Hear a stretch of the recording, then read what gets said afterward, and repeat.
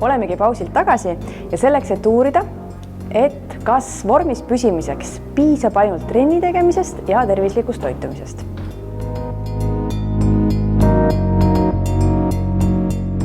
Ma käsitlen tervislikku eluviisi läbi 3 tahu: treeningud, toitumine ja mõtteviis. Ja minu idee on siis selles, et ma õpetan inimesele ma ei anna näljasele mitte kala, vaid annan õnge. No natukene kala ka. Aga ma tegelikult olengi huvitatud sellest, et eesmärk pole mitte kava maha müümine, vaid just see, et inimene saaks aru, et miks, kuidas ja kui palju tal on vaja, et kuidas miski ta kehas käitub ja seda siis nii toitumise, trennide kui ka mõtteviisi osas. Et siis eelistangi anda niisugust lühikursust ja näidata inimesele, et kuidas ta saab siis ise jätkata ka pärast seda, kui meie koostöö lõpeb.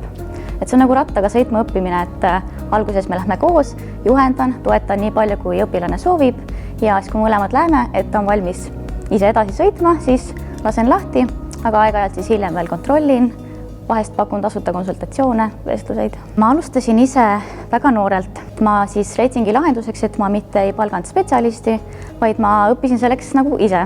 Ja nüüd siis ongi see, et ma näen, et tegelikult on toitumine, treening on nagu jäämäe tipp ja loomulikult see on kõik ülitähtis, aga siis illustratsiooniks ka üks pilt, kus on siis minu vorm 5-aastase vahega.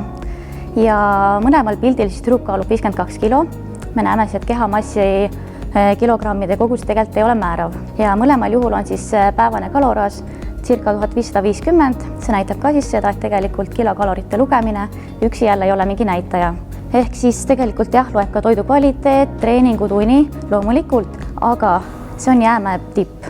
Jäämäe veealune osa, see mida me ei näe, see on see, mis eristab neid 2 tüdrukut kõige rohkem ja see on see, mis toimub meie peas.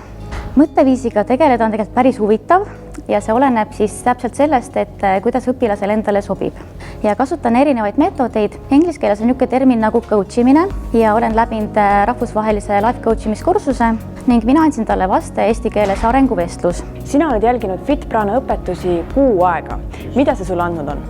Suurem muutused on toitumises, mis väljendub siis pigem sellises enesetundes ja meeleolu muutustes, positiivses võtmes ja üldse nagu see energia ja jõud ja tahe midagi teha.